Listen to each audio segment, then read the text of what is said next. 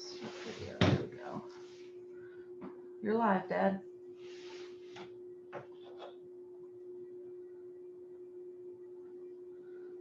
Here's all the people that are on. Hey, how are y'all doing? Hey. Computer ringing. Mute. Oh, my computer audio is muted. There we go. Better play the game to a certain level if we want to make sure to get kids in the show ring, and whatever we have to do within reason of that, we simply need to do. It is what it is. Until the election in November, I don't think there's a way around it. And then after that, like I said before, who wins, it's going to be different. How about our topic? Oh, it's gonna be my favorite topic. It's gonna be good. I have to say, and oh, that. And now, stop the terminology. We're gonna talk about it inside. We're gonna talk about livestock scheduling arena, the reasons, formats, what we do, focusing instead of all reasons, and then we're gonna just open it wide open to just judging trends in general. How the people sometimes miss. Hey, David, I see you on there. Yeah, how you doing? Pretty good. Y'all thawed out. It's up to 60 now, ain't it, down there?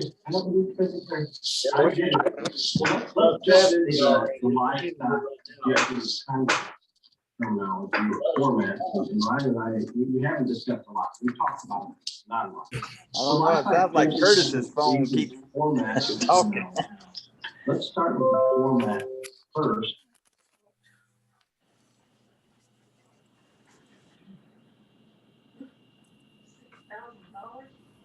Y'all about ready to get started?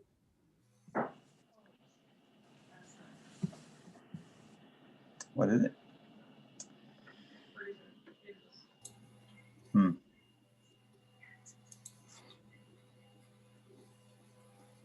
Dustin Bender on here? Hey, Dustin, you here? There he is. Yes, sir. All Yep. right. Might have Dustin help me some tonight, or help us some. Got to have these other professionals. I'm sure not one. So what we're going to start talking about a little bit is about the Facebook stuff. If you're trying to sell grass-fed beef or any kind of beef, but whatever you have, whatever you're selling, farm products. A good way to get started, kind of figure out what's going on in your area or your state or wherever you're going to try to be selling to, especially if you're selling quarters and halves, things like that. Check out your local, or I say local, it can be cover the whole state or wherever you want to, towns or whatever, on Facebook groups that have like farm products, that's where they're selling farm products. There's several around here in Texas that we utilized over the years, and some of them work pretty good, but kind of go on there and see what everybody's doing and how they're doing it, and go back for several months and see how they do things. You can kind of tell who's being successful, who isn't on some of those Facebook pages. Anybody got anything they know more about that than I do?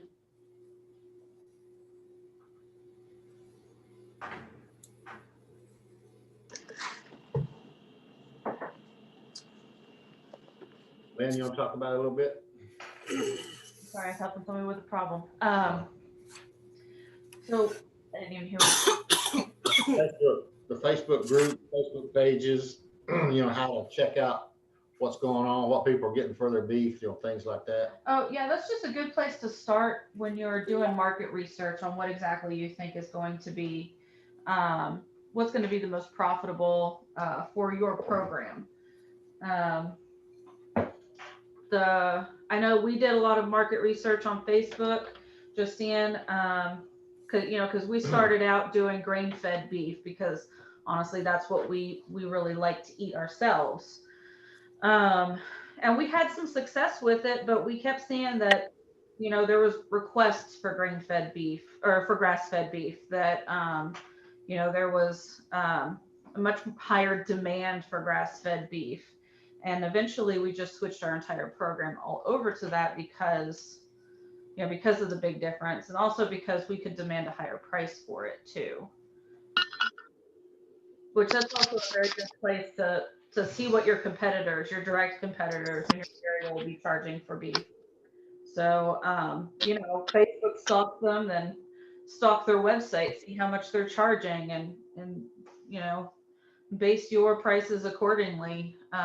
Of course, within reason as well. You don't want to be undercutting the market or undercutting yourself either. If you have to have a little bit more in order to be profitable or make your profit margin, you definitely want to do that. But also give people a reason why you feel you've earned that extra little bit of income.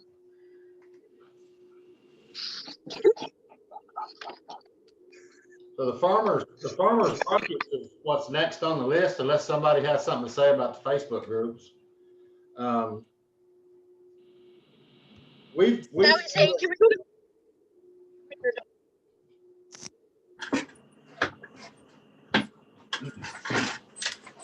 we sold at the Dallas Farmers Market for a long time, but I'm pretty sure it's different than most farmers markets in towns around.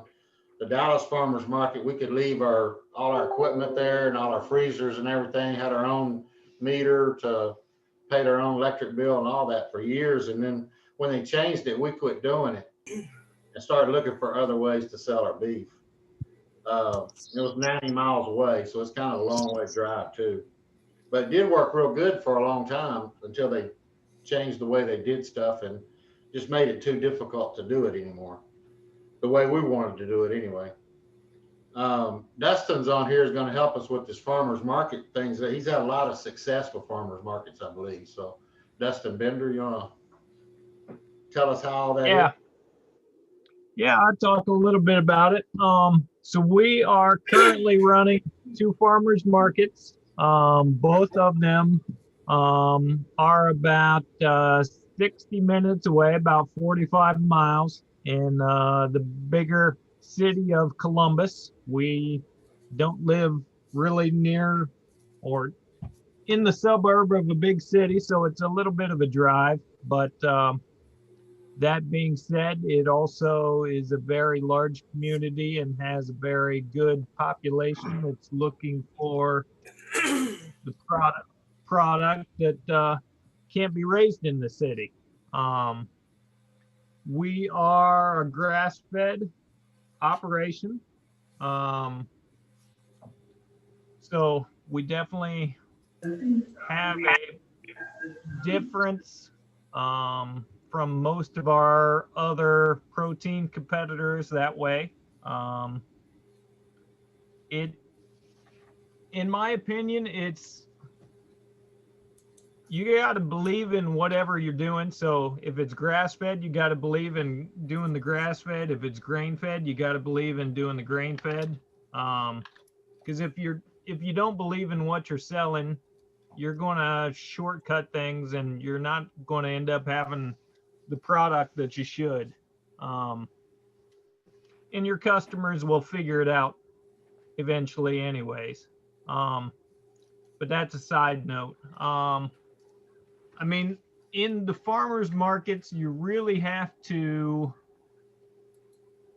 find what differentiates you and tout yourself. You know, people in the cities aren't sure what they're looking for, and they see a sign that says grass fed, and you know, they don't know difference between you and 3 other people that might have a sign that says grass fed beef. So you definitely, there's a little bit of marketing about telling your story. And that's how you're going to, in my opinion, that's how you're going to keep and retain customers, is having them believe in the story that you're telling.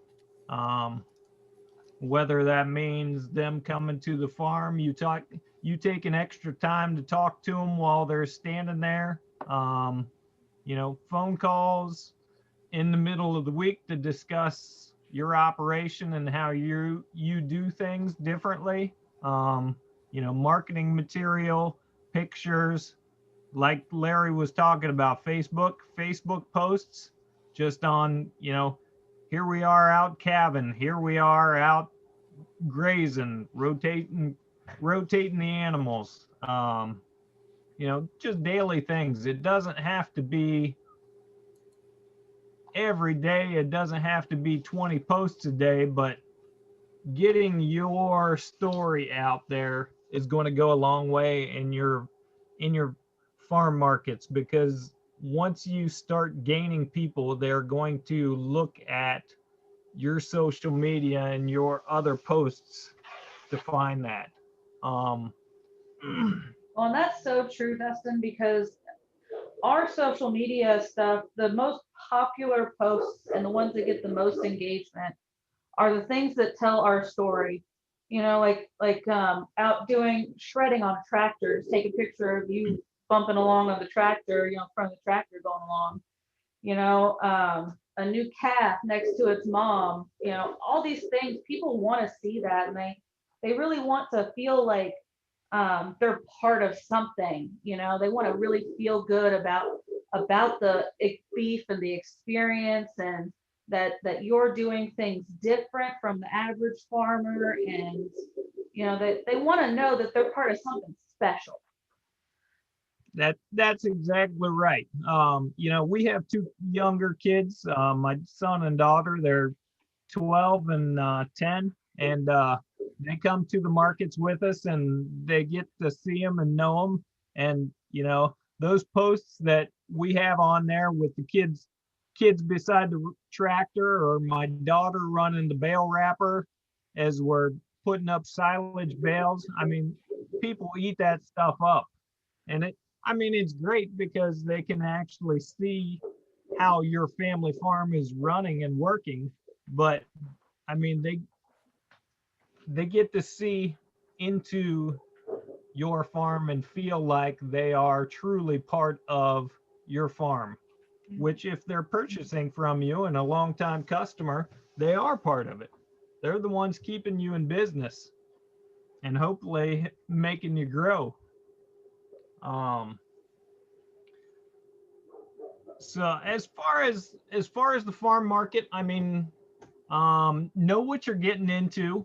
There's the time consuming part of it.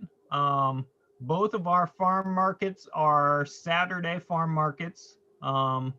We have a van a cargo van that we have 2 freezers that we put in. And then all of our sign materials, tables, all that stuff. So it's kind of a self-contained unit that we drive down and then set up in our space.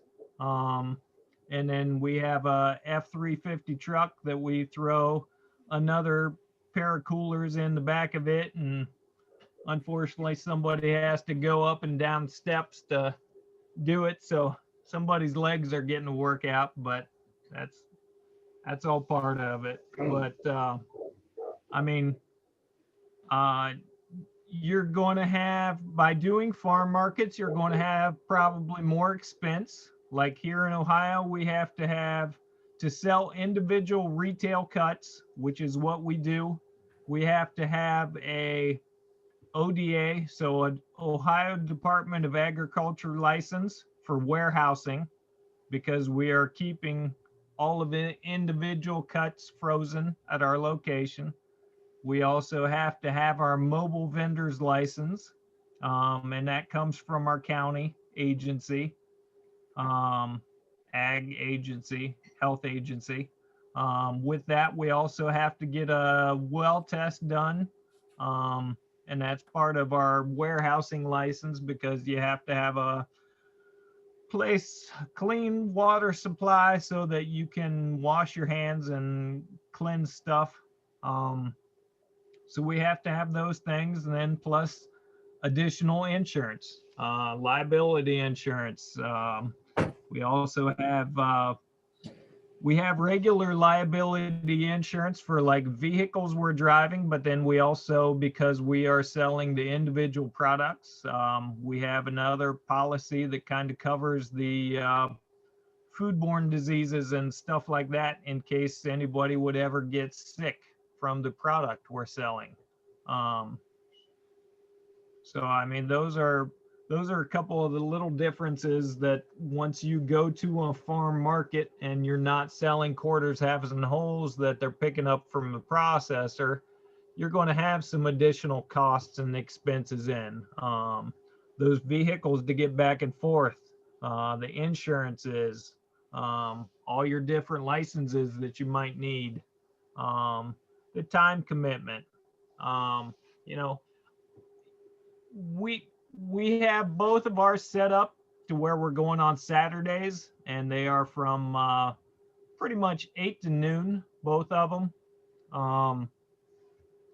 But that's, you know, it doesn't seem like too long of a time frame. It's only 4 hours, but by the time you pack everything up and drive an hour away and drive an hour home and get home and reset all of your freezers and count up the money and split things out, it ends up being a full day's work. And you know, that's on a Saturday that many times those are, everybody has important things to do on weekends, whether it's getting out and doing different farm chores, or my kids are starting to get old enough. My daughter's in middle school, so some of her activities are starting to be on Saturdays. So, you know, you have to make sure you understand the give and take that farm market has with you.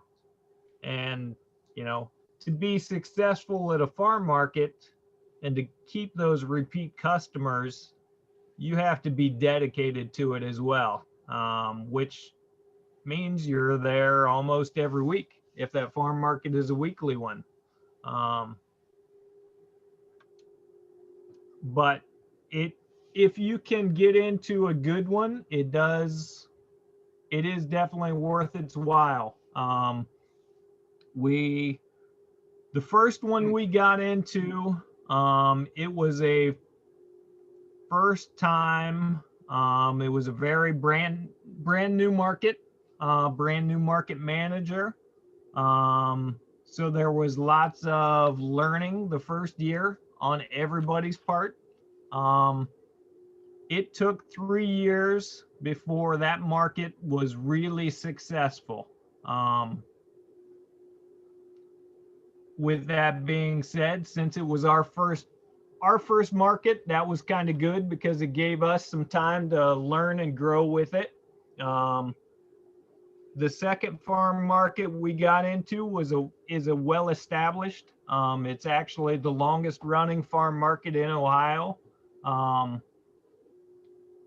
It has its own board that runs it. They have 2 market managers, advertising dollars. I mean, they do it right. They have a list of volunteers. I mean, kids events, you know, last year was different because of COVID and everything, but usually they have music there. They have kids events every week. They have things for seniors every week. They get SNAP involved. They get, you know, a lot of different entities involved, and a good market manager and a good farm market agency can really drive a lot of business to you, just by them running things properly. And unfortunately, sometimes it doesn't have anything to do with you or your product or anybody else.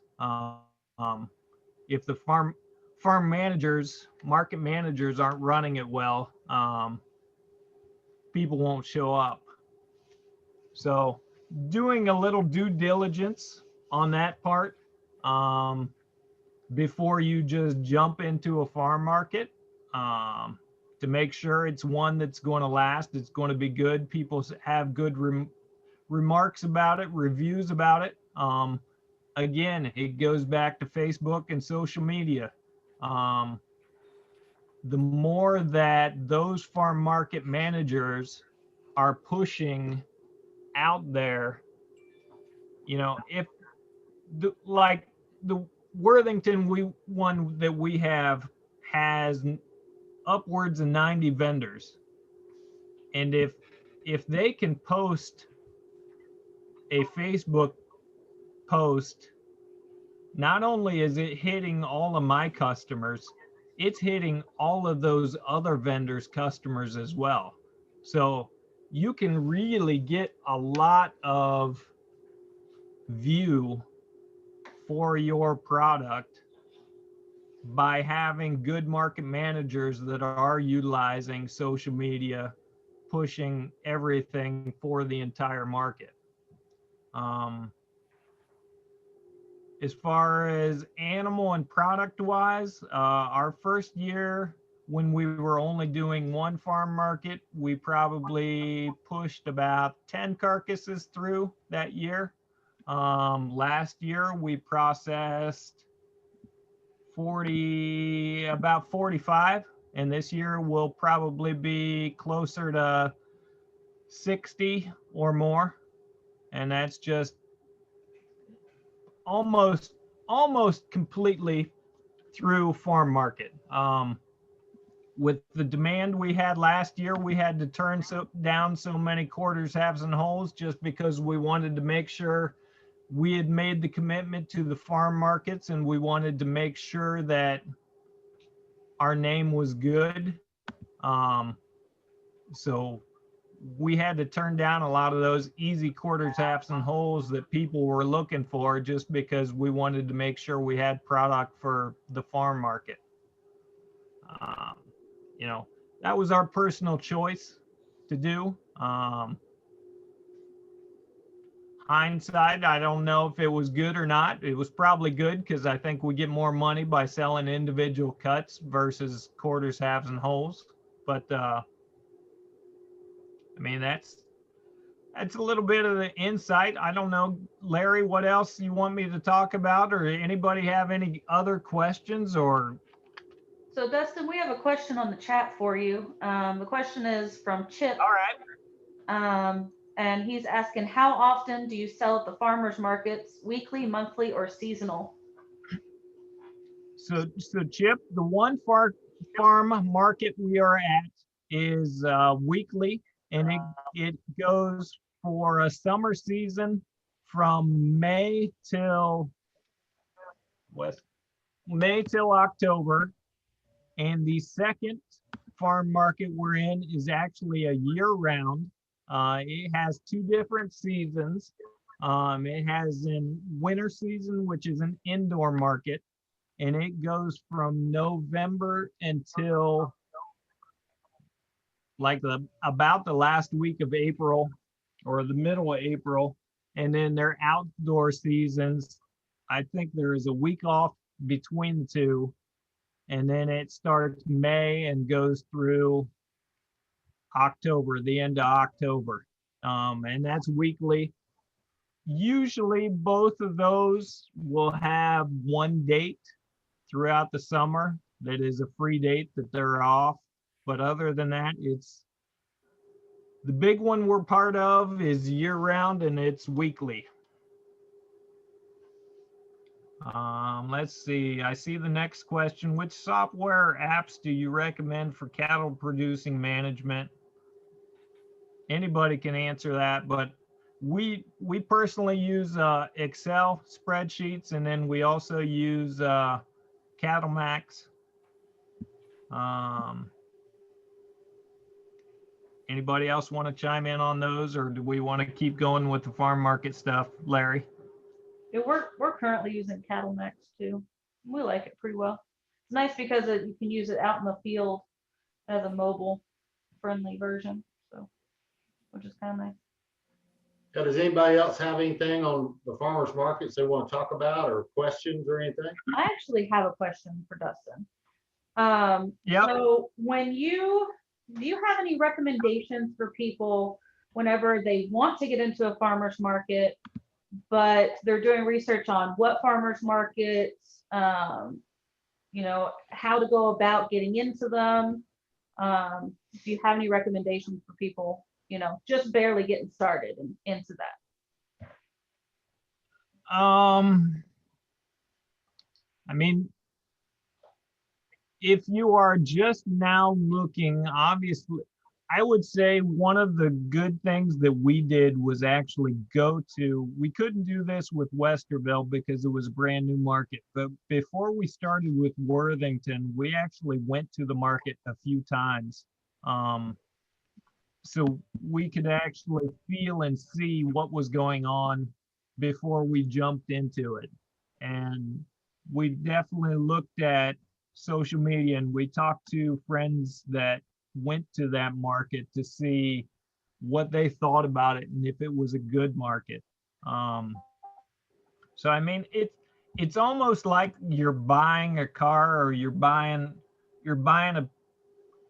anything. I mean, you're buying a new tractor, you're buying a new lawnmower, you're buying whatever. You got to do a little bit of research on your own to figure out if it's truly going to be what you want in the end, or if it's just going to be something that's going to cut the grass, is my opinion. I mean, I think you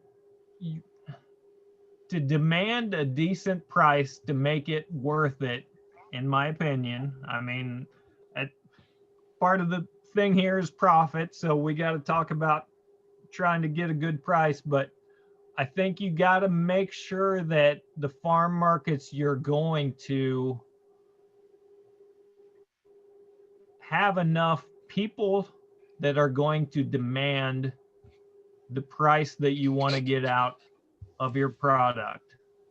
And that doesn't necessarily have to be a big city, but a big city definitely helps because they know less people that they can buy a quarter from, or they can buy this and that from, and you can easily differentiate yourself when you go into a big city market versus if you're going to just the local town that's only 10 minutes away and everybody and their brother has a cousin or an uncle that's has 3 head of cattle that they're selling something out of. I guess, did that answer what you were looking for? Yeah, it absolutely did. Yeah, thank you very much. Okay. Yep. I had a question, Dustin. I don't know if you can hear me. Yep. So what would you say the average amount that a customer spends on a given, like on a week, I guess, when they come? What do you think that is? It totally varies.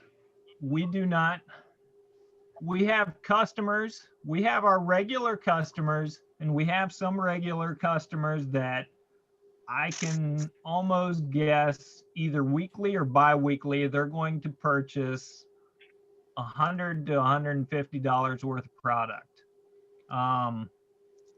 We have some that are regular customers, and one week they'll buy nothing, but they'll stop by to talk to you.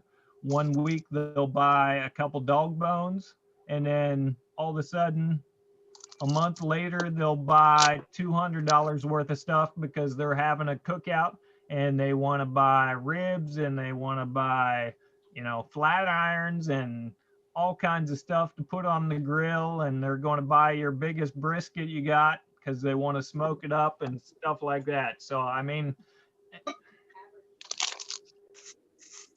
my wife just looked on our Square. We use Square for our point of sale, and she said our average sale is $50 to a customer.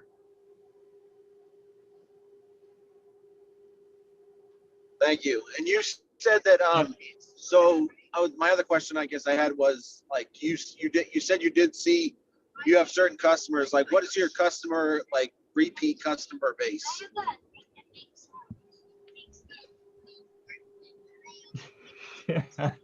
I mean, we use Square as our point of sale, which also does a very good job of giving you some really nice reports weekly.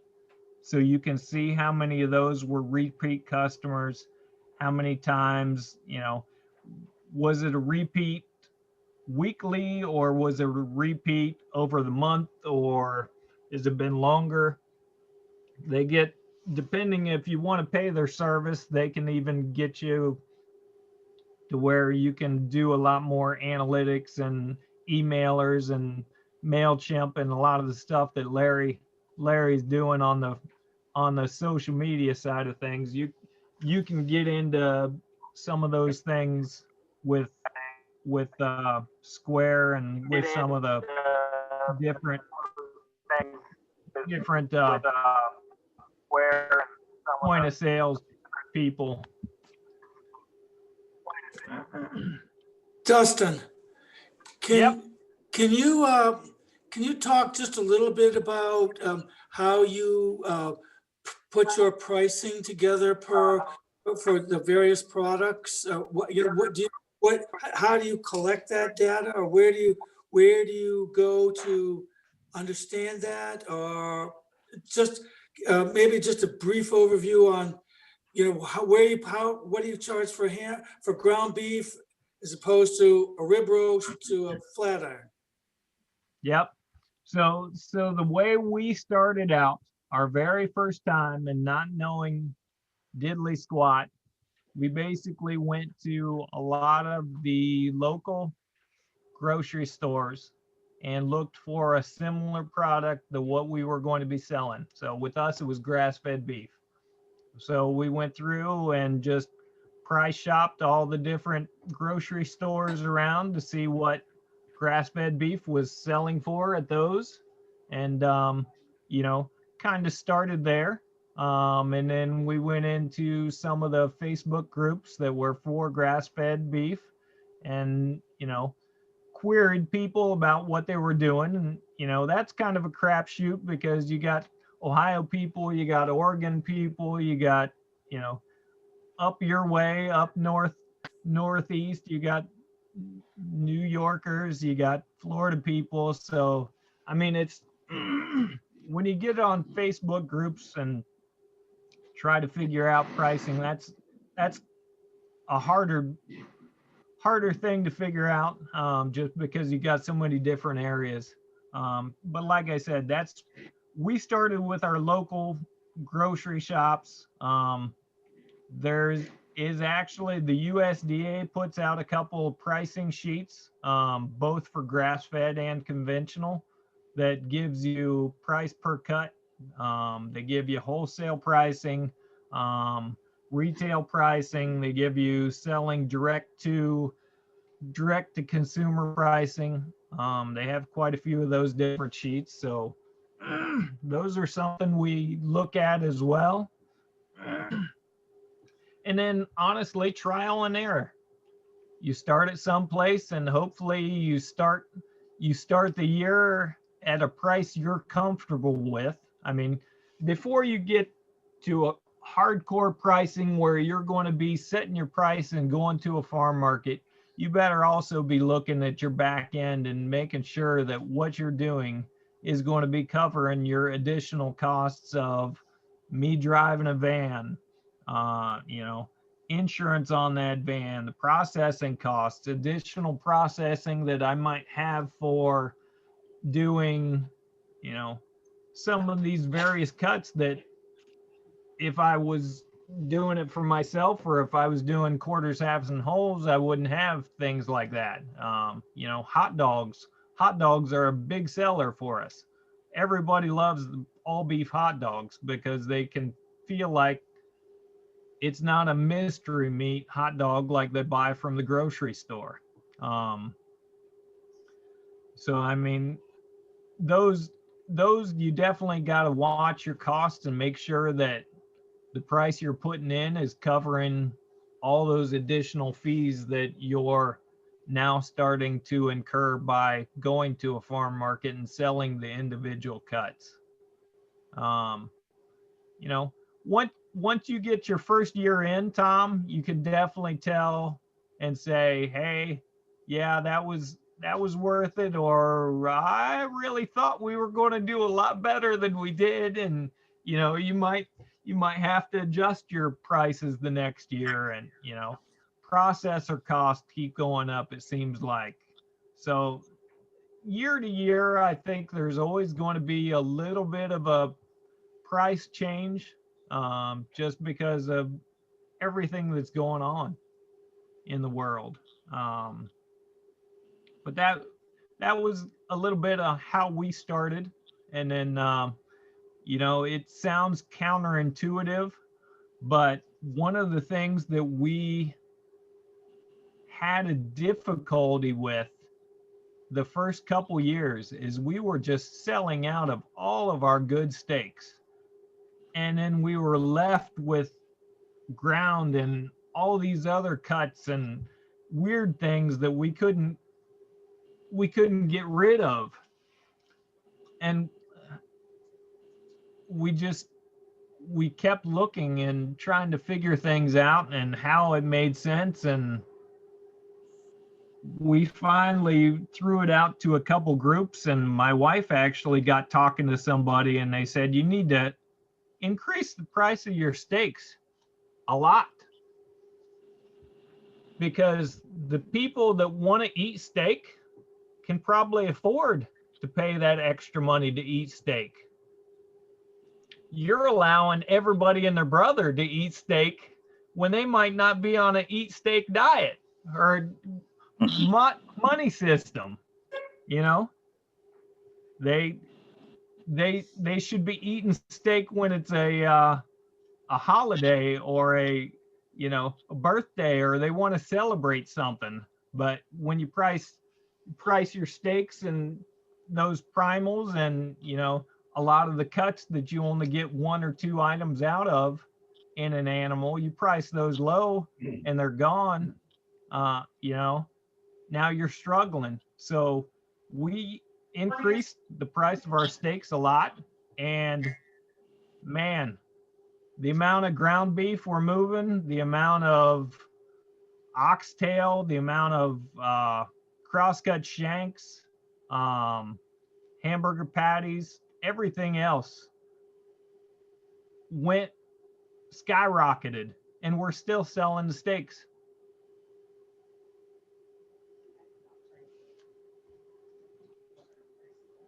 Oh, my wife told me you also asked about pricing. I should actually tell you what our pricing is. Do you know what it is? I don't have a sheet in front of me. So for just for an idea, Tom, let's see. Ground beef for us is $7 a pound. We do patties for $7.50. Most of our roasts are in the $8 to $9 range. Brisket is $8. Get up into the good steaks. Sirloin and top sirloin tips, those things are around $10 to $12 for those steaks. When you get up into the chuck eyes, the rib eyes, the New York strips, those are in the high teens. So typically $16 to $18 or $19 for those. Filet is up at $24, $25 a pound. You know, we have a lot of people ask us about soup bones, and honestly, we don't sell soup bones because I take all the bones I get and I bring them back home and I throw them on a smoker and I smoke them like I would a brisket, and I'm selling small bones, which my daughter tells me when she's explaining to the customers, a small bone's the size of a chicken nugget. So we're selling small bones, which are typically rib bones, Those are $3 a piece. Medium size are $4 a piece, and our larges are $5 a piece. And during the summertime, we sell out for dogs. That's good. So selling my bones for that, I can't afford to sell people 10 pounds for beef broth for what they want to pay. It doesn't make sense. And when people come to me and ask me for bones, for soup bones, that's what I tell them. I have too much demand for dog bones. Wow. Yep. Thank you. Thank you. Yep. Because people love their animals, so they won't even blink twice about. I have several ladies that come and probably buy 10 bones every 2 weeks from me, medium or large bones. I mean, once you get a dedicated group of people that love their animals and have more than one, you can add a lot of value to your carcass just by doing odd cuts and odd things. We honestly probably add $400 to each carcass just by selling dog bones. That's a lot of value add just for doing dog bones. A lot. Hey, Dustin, I'd agree with you. I sell mine for $8 to $10 a pound, and most of them Yep. do go to animal lovers. And if not, they want soup bones, they still pay the $8 to $10 a pound. My liver goes for $8 a pound with no problem. Heart, same thing. Yep. Yeah, we've had the Yes, same experience too. People have, emailed us, asking, if we have liver, heart, kidneys in stock, soup bones in stock, because they either want to do raw diet for their dogs or, all natural grass-fed liver dog treats, or, they want to make, chew bones for their dogs. So it's definitely a market and an avenue that people don't often think about.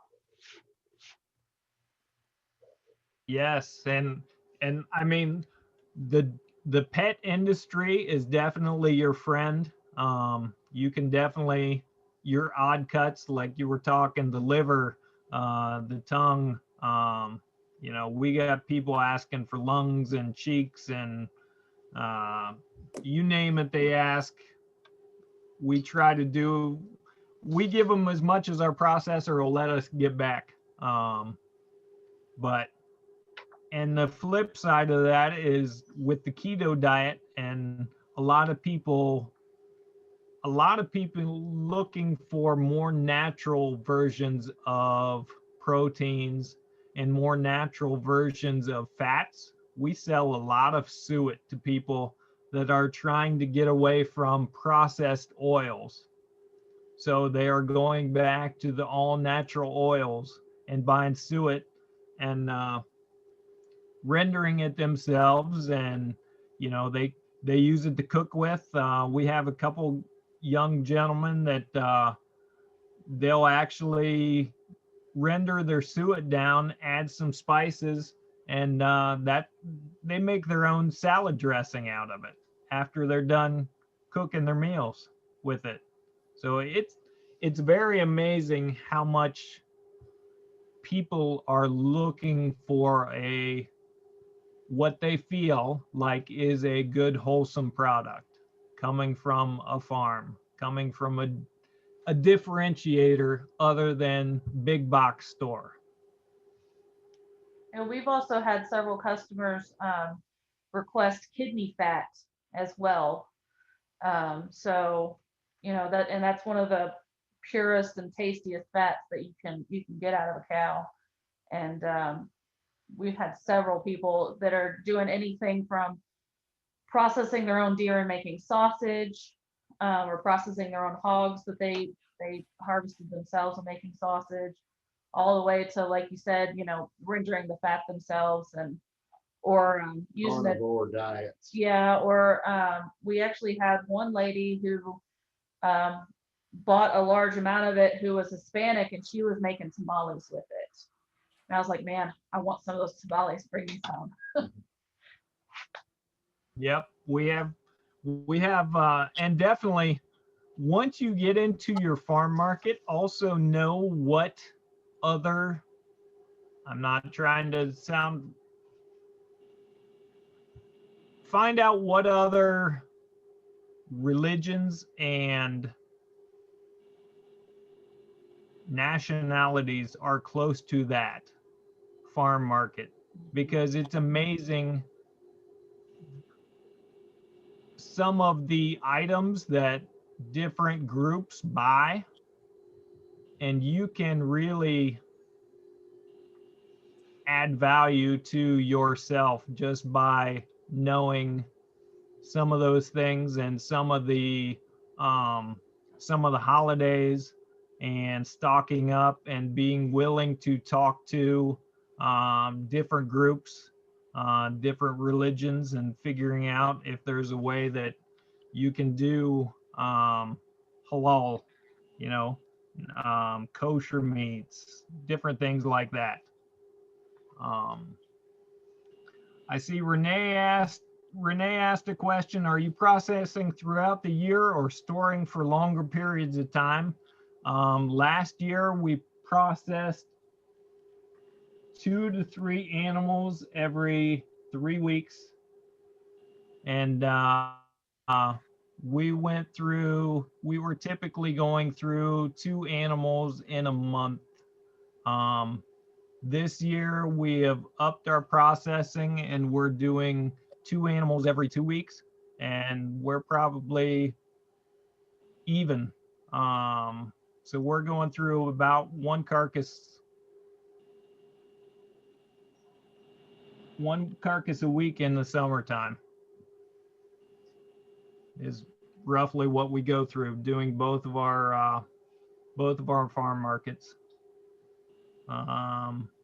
Rebecca Miller asked, what cuts are you doing, primals and burgers? We are doing as many cuts as possible. I mean, we do hanger steaks, we do flat irons, flanks, any new age steak that you can Google or listen to some of these fancy dancy chefs and cooks talk about.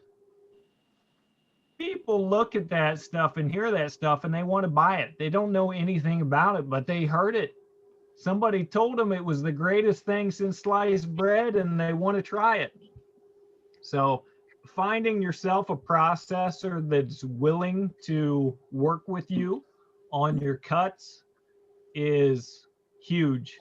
There are many processors out there that I've been in business for 30 years. This is how I cut down my animals. Boy, if you don't like it, go somewhere else. You might be better off to go somewhere else. That's easy to say because I have quite a few to pick from in my area, and I know that's not the case most places. But I definitely think getting a processor that you feel comfortable with and that is knowledgeable on newer styles of cuts is huge. David, you look like you wanted to say something there about cuts. I'm just listening, but yeah, we try to do every cut. I tell people we do everything from the tongue to the tail. Try to get every cut that you can possibly get in. And there's somebody that's going to buy it, either an ethnic group, health nut, something. And you just got to be willing to have it ready and sell it to anybody that wants it. And I don't call anything from anybody. If they want it, I'll sell it to them.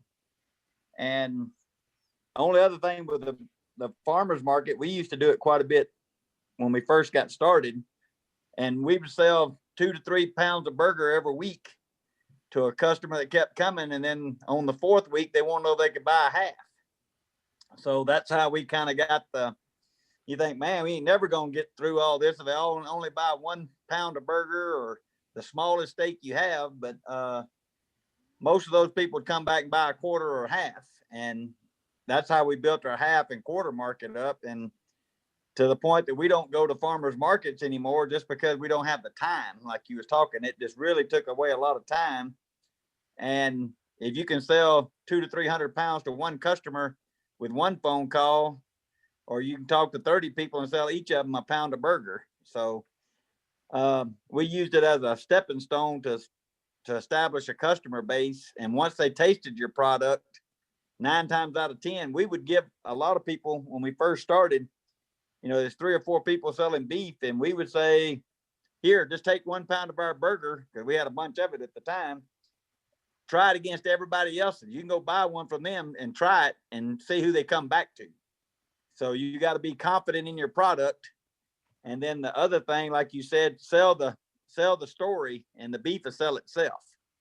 So they see us, you know, you can't send a hired hand down to the farmer's market. You pretty much got to be the face of the market. You got a face they see every week, trust it. And that was the 2 questions they usually asked us is, are you local? And is it grass-fed, grass-finished? And after you did that, it didn't matter what your price was, they would pay it if you could answer yes to both of those questions.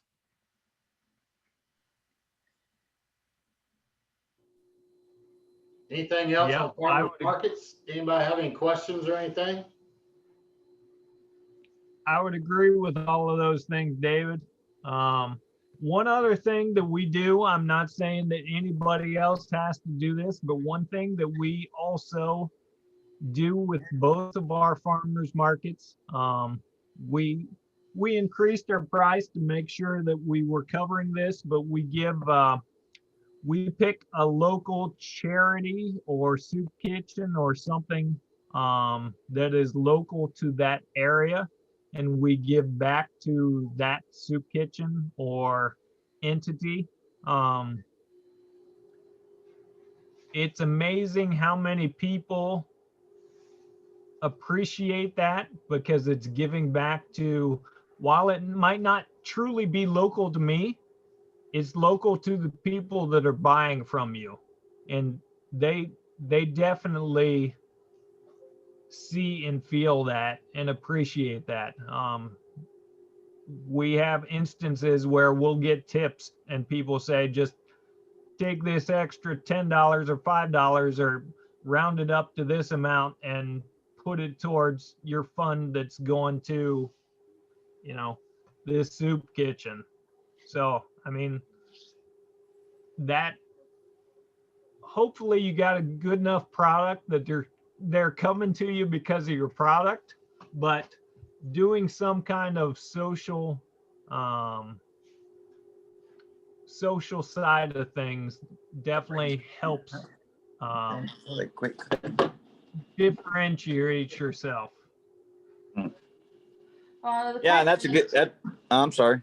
Yeah, the type of people that are going to be your customers, even especially in a specialized market like grass-fed beef or organic beef, whatever it is that you end up doing, they really want to see some social consciousness.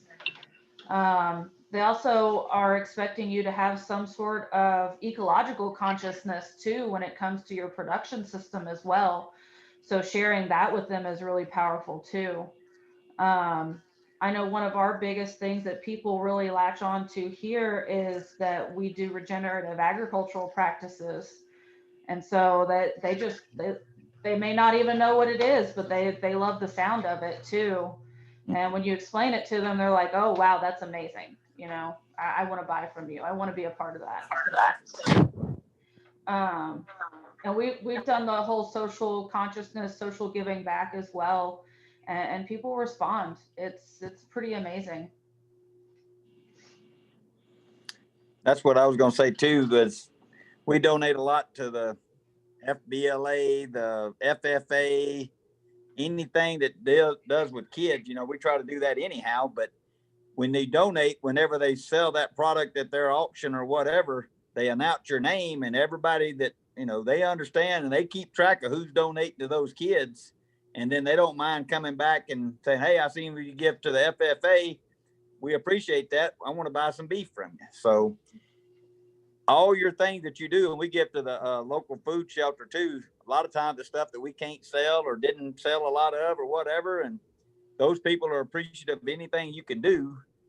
So, and then they, you know, we just tell them take it or whatever, but they have a list that they publish somehow or another. I don't know where they even publish it at, but who donates to the you know, the soup kitchen or whatever you want to call it. Ours are Loaves and Fishes is the name of ours here, but people see that too. So like I said, you have a social footprint, but sometimes it's bigger than what you think it is. It's not what you put out, it's what other people put out, and other people see it and they take note of it.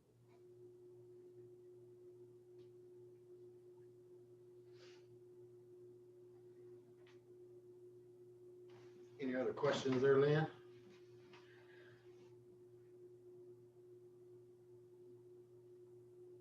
There's a couple questions on what percentage of Aberdeen are the cattle's. We do anything from full bloods up to we have some full Angus as well. So we do full bloods, which are going to have a way different carcass structure than your full size Angus. Most of the time we try to stay in that 50% Aberdeen, 50% Angus. But we're not super picky about that. You definitely have to make sure that you have the bloodlines that you need to get the size of carcass to make it worthwhile. You start getting into too small of carcasses, and when you start piecing it out into when you do quarter zaps and wholes, it's not as bad.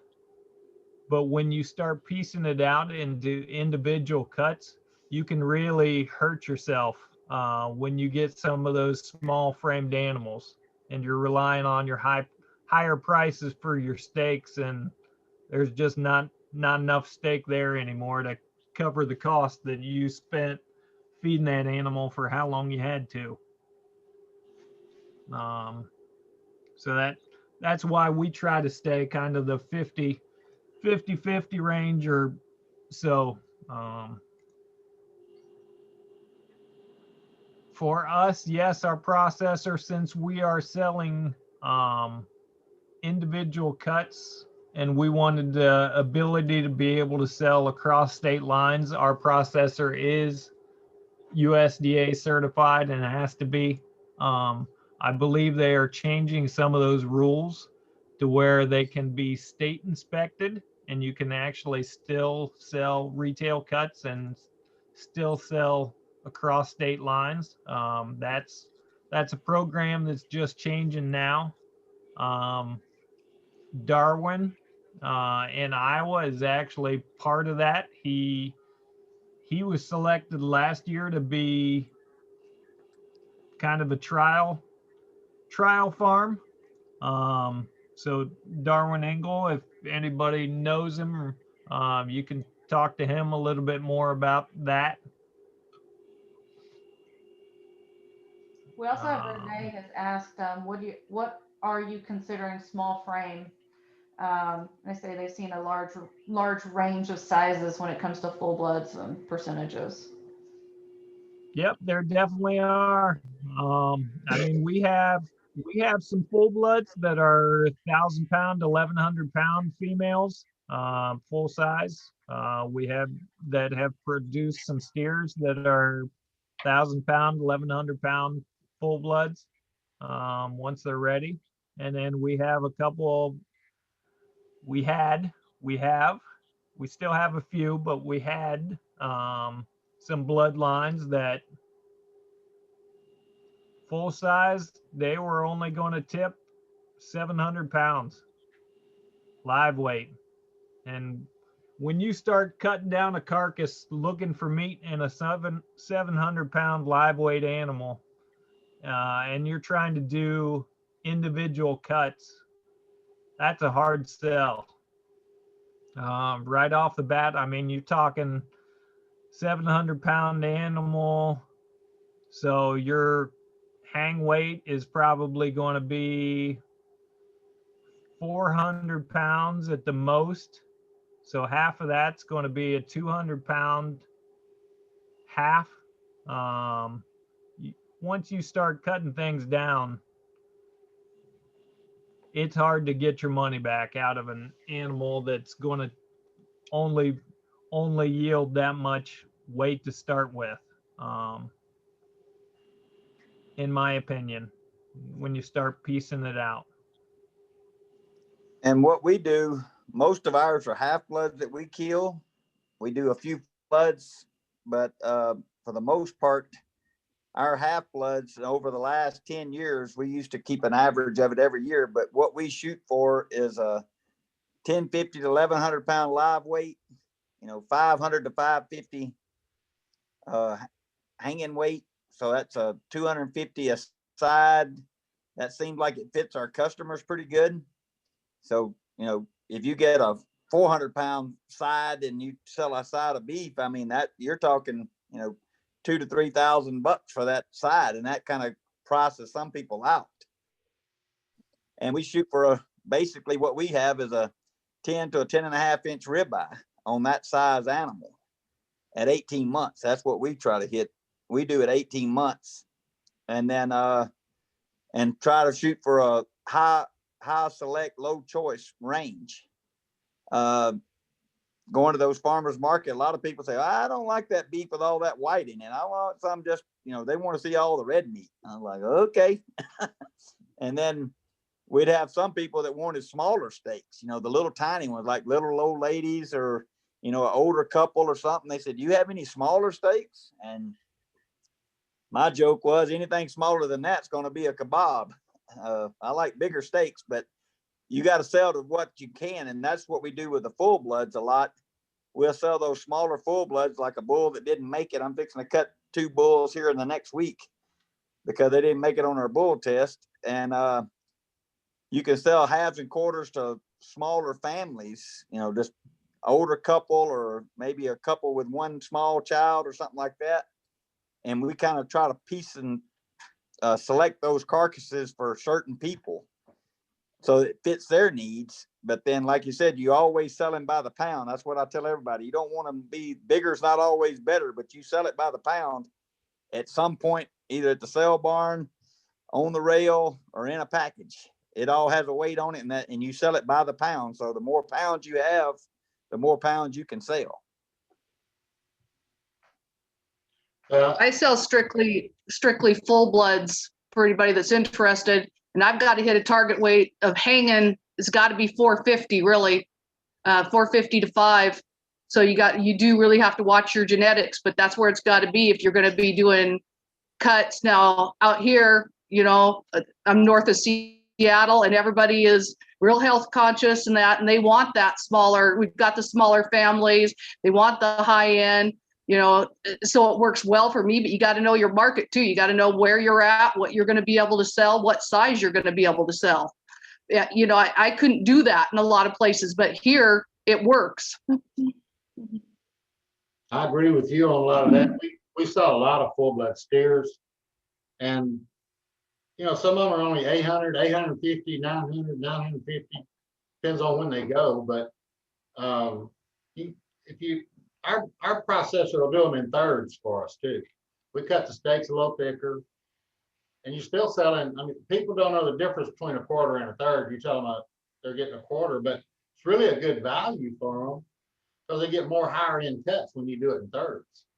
And you can raise more of these full bloods on an acre of land than you can some of the bigger cows. So I like the full bloods a whole lot.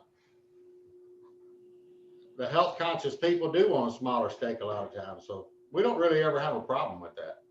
I think Lynn's got 2 to deliver probably in another week, that the whole cows to people because they like them that way so much. And we have a repeat customer who just ordered with us. She got she and 3 of her friends, or she and 2 of her friends last time ordered a whole beef, and it was a half blood. And they loved the beef, but when she contacted us again, we just don't have any half blood steers ready. We had a couple of full blood steers ready.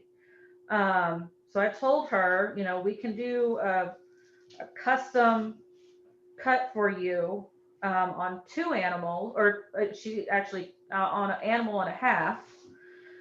And it's great for her because, you know, and I told her all about them. You'll get, you know, more higher end cuts. We recommend you cut them a little thicker, the whole spiel. And and also told her, you know, it's heritage beef. You know, I think you're really gonna be happy with it, all that. And then she was like, well, that sounds great. She's like, but I think I might have another person who wants you know, wants a share. I was like, okay, well, great. So we ended up selling 2 whole animals, and ended up selling more pounds of beef because of it in the end. So, you know, if you utilize your full bloods wisely, and think a little outside the box with them, they can be real valuable for your program.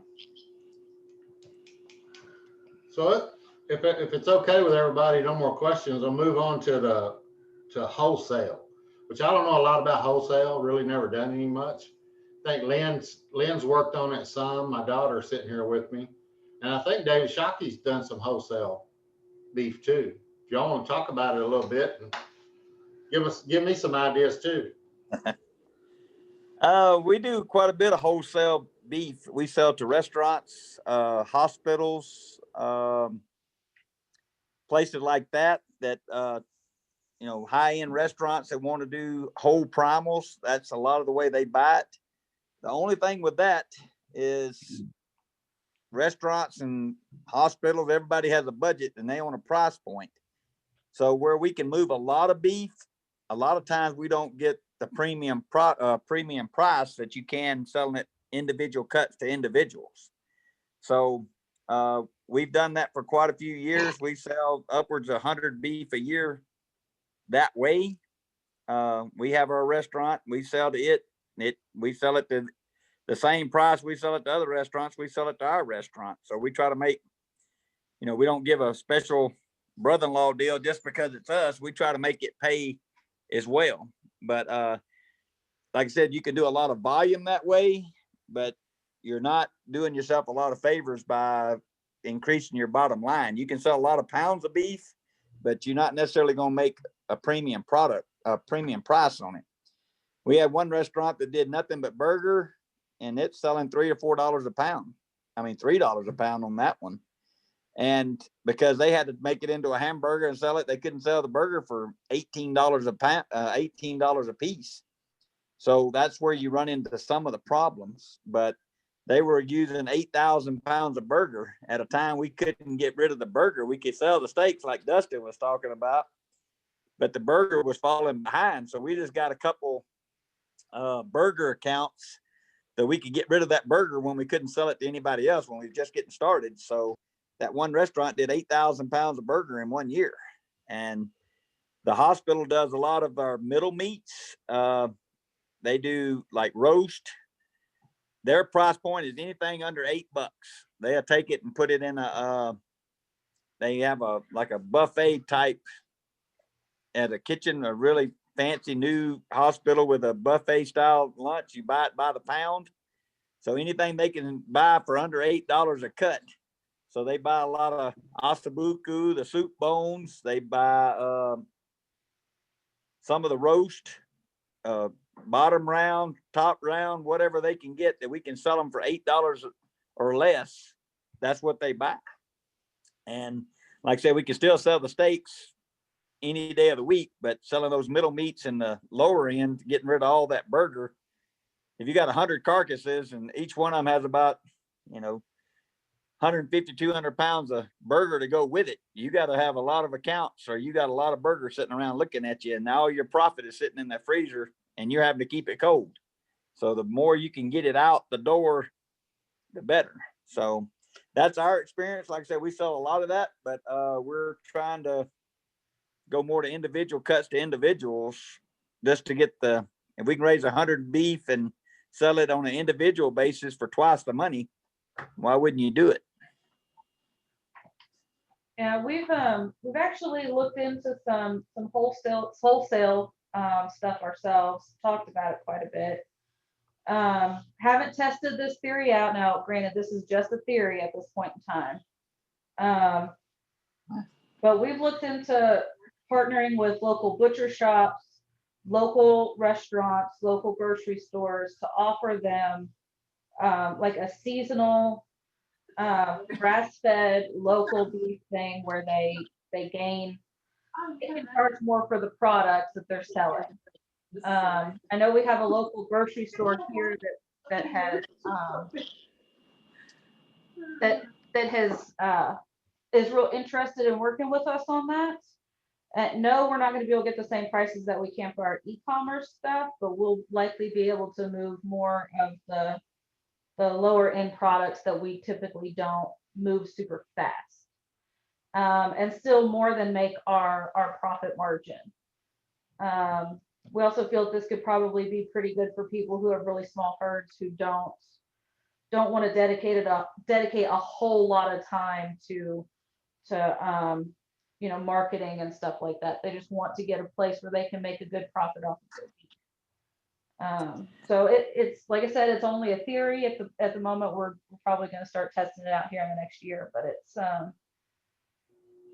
it could be a good avenue for somebody, like I said, who just doesn't want to do a whole lot of marketing. One thing I didn't mention, no one producer is going to be able to, if a restaurant's selling any kind of beef, you're not going to be able to sell everything to that one place of business. I sell all my tenderloins to one white tablecloth high-end restaurant. He buys them all up front, and I keep him supplied for about 3 weeks on 100 head.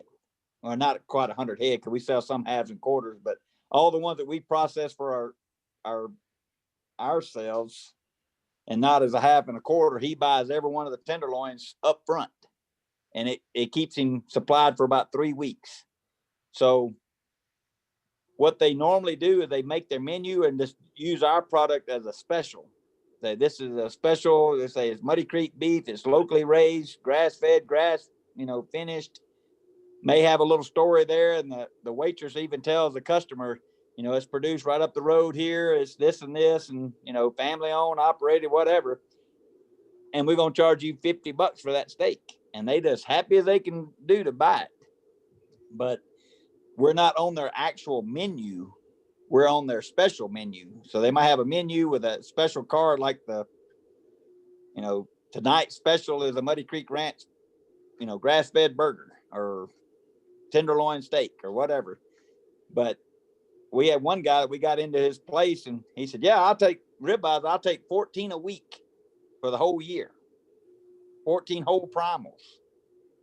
You can add that up pretty quick. We was about 40 or 50 head short of having enough, but that's the only cut he wanted. He didn't want burger. He didn't want nothing else. All he wanted was ribeyes. So that's how you have to find your place, sell hard to when you run out, and then you either make more or you just say, you better get in there early next year or you won't get them next year either. I think we haven't done any wholesale. We have talked about it and been approached to do it a couple times, and things never worked out. I do know a friend that has done wholesale, and it was good when it was good, and then when it was bad, it was real bad. So I think one thing that David Shockey said that he didn't hit on, but is glaring to me, just knowing backstories of some people that have been burned. If you're going into wholesale, make sure you're diversified, because if you're relying on one person to take your entire product, that's good until that one person decides they don't want to take your product anymore.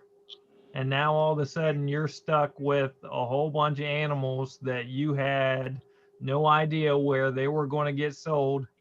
And you're up a creek. So, like I said, David didn't outwardly say it, but if you listen to everything that he was talking about, they are diversified as far as worrying about what happens if one wholesale account goes away. And we have that, It's not like you said, Dustin, we thought we was pretty insulated to market. So we don't sell, we don't care what steer calves are bringing at 5 weights or 9 weights, because we sold to restaurants. All of a sudden COVID come along and all the restaurants were shut down. We were sitting here with a whole bunch of beef and nobody was open. So yeah, you can get pretty nervous. We thought we was, the cat's meow until the cat left. And then we wasn't too sharp anymore. But it did like you said, something else come along. More people wanted to buy their beef for themselves. So our halves and quarters went up by double this year, where some of our restaurant sales are still hurting because some of the restaurants are still at 50%. So they're not buying those, that burger anymore. And I'm starting to see it accumulate. So we start hunting more burger accounts.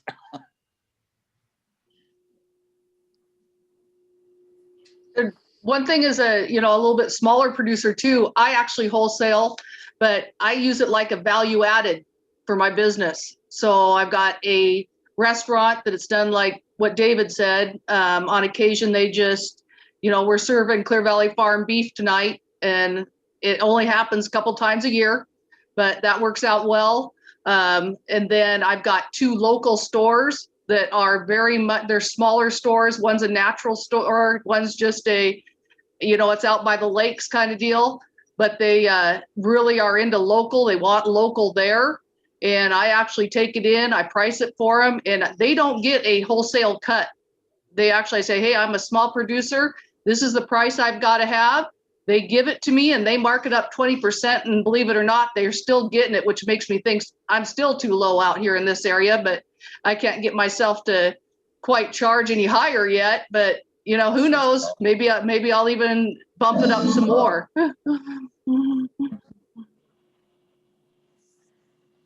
Anything else on that? On wholesale? Yeah, Okay, no.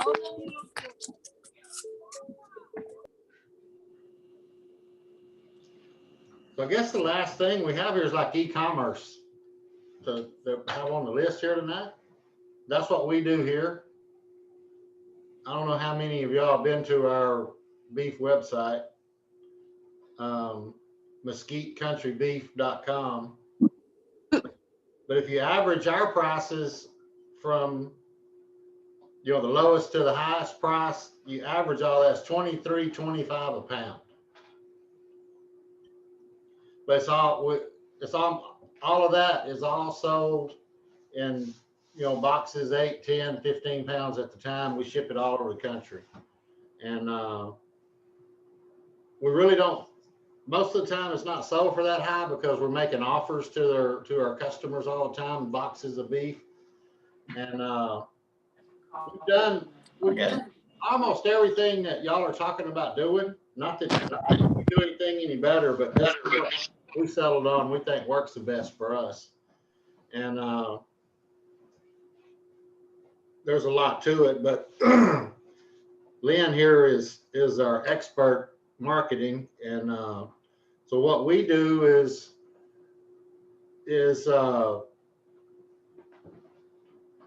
we put out sales funnels to acquire customers.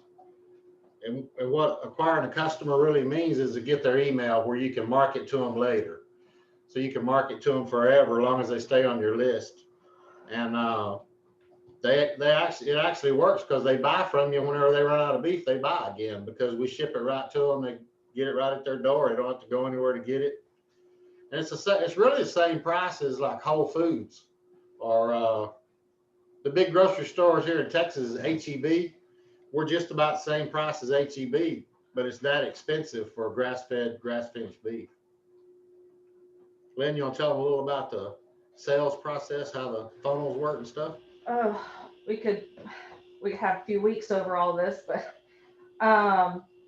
so our sales process basically is we use a customer acquisition tripwire funnel. in order to acquire customers and then pay for the acquisition of those customers. I'll put, whenever I send out the resources, I'll put a link to kind of, you know, what that sort of looks like. So basically what it is we do a Facebook advertisement that uses something like a giveaway or, you know, in order to get them into our sales funnel, at which time they sign up for the giveaway. And then while they're there, we thank them for entering the giveaway, and we offer them a free plus shipping offer. So we send, or, you know, tell them we're willing to send them, you know, a free sample of ground beef if they'll pay for the shipping on it. And we charge $12.95 for shipping 1 pound, $19.95 for shipping 2 pounds, and we ship up to 4, which I think is, that one's like 23 something, to ship them 4 free samples, you know, 4 1 pound samples. And then we give them 2 upsell options after that if they do take that 1 pound sample. And it ends up that we end up spending about 40 cents per email, so per customer acquisition. And we end up making a little over 60 cents per customer we acquire. So what she just said was you pay to get the customer 40 cents, and then, but you're selling them 60 cents worth of stuff. So you build this huge list of customers at a profit. It doesn't even cost you anything. Then you sell to them on email, and 2 or 3 times a week you send out offers to all your customers. And yeah, the greatest majority of our profit and sales is going to be coming from our website sales and from, you know, we do also do quarters, halves, and wholes as well still, because we still have a big market for that. But we definitely make the greatest majority of our sales on our website. People spend an average of about $75 per sale on the websites. You have to take into account that it costs about $20 to ship it, and we do make some of that money back. We offer free shipping for boxes $155 and over, so they can either purchase a box that's $155 or over, or they can, you know, that's already custom created that we put together ourselves as an offer, or they can build their own box from individual cuts. And we provide the $155, you know, point at free shipping in order to encourage people to, you know, actually fill up a box with beef instead of, you know, purchasing 2 steaks, because it actually is just as expensive, or almost just as expensive, to send them 2 steaks as it is to send them 30 pounds. So we definitely want them to fill up, you know, one of our 3 sizes of shipping boxes in order to get it sent out to them. so does anybody know what a funnel is? Do y'all know what a sales funnel is? Because we didn't know till we started doing this a few years ago. If you go to, everybody's bought something online, go to Bath Beauty, Bath Beyond, whatever, and you buy 1 thing of soap, and you put your email in, or you have an account, and it says you say you want the 1, you click on you want the 1. First thing it's going to do is ask you if you want another one at 10% off. Or other people bought these items with this one. That's a sales funnel to get into. It's sort of the same thing. Well, ours is a little different in we offer like a chance to win a $75 gift card. Arlene, you want to explain it? She can explain it better probably. So yeah, what Dad was describing with like Bed Bath and Beyond is an e-commerce website where they offer you a pop-up with an upsell, or they offer you an upsell on your checkout page. And that's different from what a sales funnel is. A sales funnel is its own unique way of selling products. You can use sales funnels for anything from customer acquisition, like what we do, all the way to actually selling individual products, leads for businesses. I mean, there's a million different things you can use it for. But we offer them a giveaway of either a 15-pound sample box, or they enter a giveaway to give us their email, and then we offer them products at increasing prices in order. And you don't want to just like hammer them with a million different upsells. You want to definitely offer them only 2 or 3 at a time. And the reason why we use this is for our customer acquisition is because it basically, we make money off of acquiring customers or potential customers. But you can also use it in order to do sales as well. So like if you're wanting to make an offer to your email list, you can build a sales funnel, and the conversion rate on sales funnels is actually a lot higher than on your website, because it takes the choice from, which cut do you want, how many of them do you want, all the way down to, this is the offer I have for you, this box, do you want it, yes or no? And if they say yes, then you offer them an upsell on that funnel in order to, because once people say yes to an offer, once they say yes to you about purchasing something, they are much more likely to say yes to you again up to a certain point. So, like we offer everybody who enters our customer acquisition funnel a chance to try our beef for free, as long as they help us out with shipping, which $12.95 does not cover the cost of shipping 1 pound of beef. So we have the potential to lose customers there, or lose money there, but we offer them at the same time the opportunity to purchase 2 filet mignon for $37. Almost everybody is like, hey, I'm already paying for shipping, I might as well try some of their steaks. So they say yes to that. Well, and then we offer them another one where it's like, hey, why don't you buy 2 of our New York strip steaks? We'll send you 2 for free for $48. And so far, we've only had 1 person who has said yes to the free beef who said no to that. Just because it's a good deal, we still make our profit margin, and in the end, we make money off of gaining customers. The good thing about what we think's good anyway, what we do is your customer list is an asset. It's not, if Facebook shuts down tomorrow or Instagram shuts down tomorrow, we still have our email list. And what Lynn's talking about there is the customer acquisition funnel. I don't know, we can gain, every time we run one, we can gain 400 to 500 emails. There'll be some unsubscribed the next week or 2, but you're going to gain a couple hundred a week minimum that stay on the list because they're interested in what you're doing and what you're selling. And it doesn't cost you anything really to do it. It pretty much,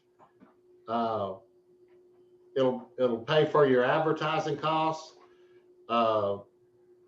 because they buy the upsells is why.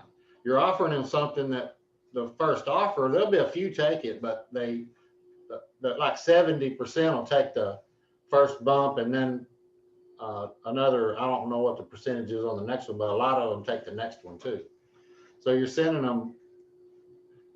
enough on there to make money on the acquiring all the customers that you acquire.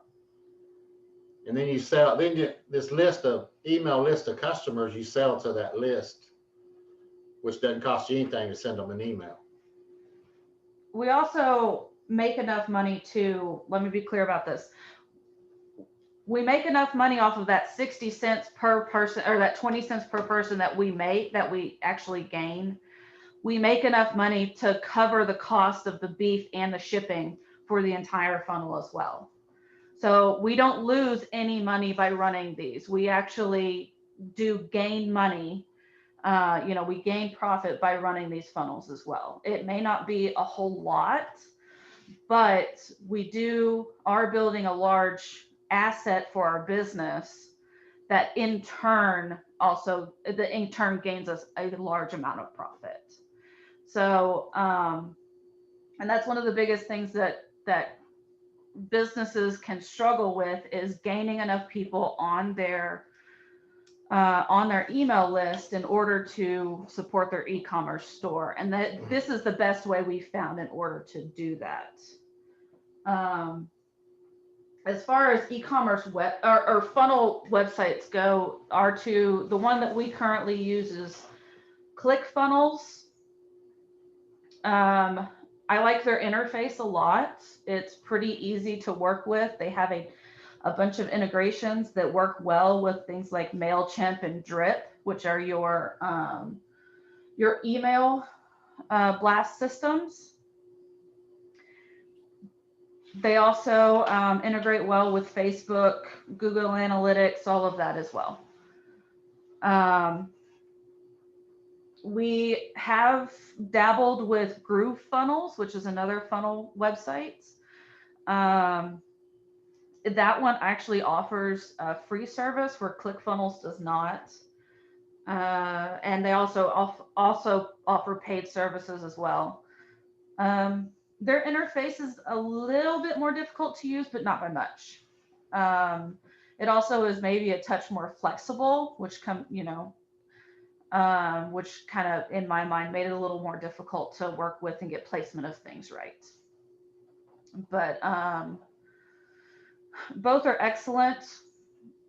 Both have outstanding support teams and Facebook communities too to support you.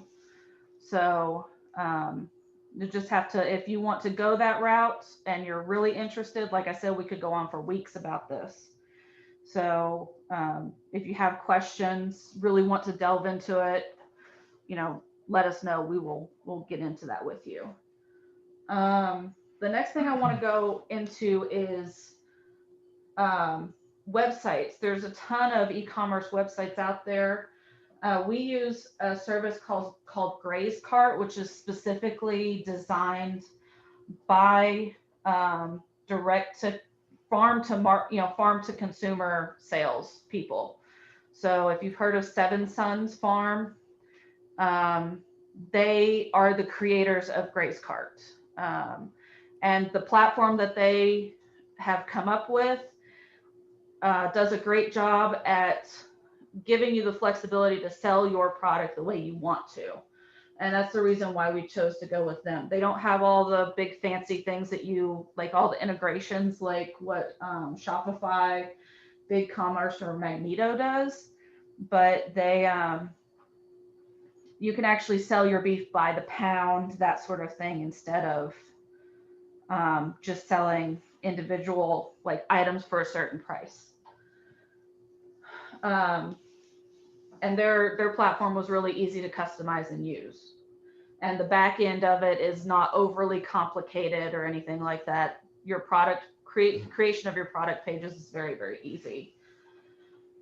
That being said, Shopify, BigCommerce, and Magneto are huge sites that offer e-commerce platforms for millions of businesses between all of them. And they have integrations galore. They offer subscription box stuff. They offer all kinds of analytics in order to track your customers and purchases. And we have a Shopify website for my brother's quail business, so that And the comparison between the two is pretty staggering. Shopify offers a huge amount of things that Gracecart does not. So if you're looking to start a website, an e-commerce website, definitely do some research on one, how you want to sell your products, and two, what sort of integrations you're going to want. So if you're going to want to do get heavy into the subscription boxes, then you might consider doing something like Shopify. There's also Wix is a big one. They offer an e-commerce side.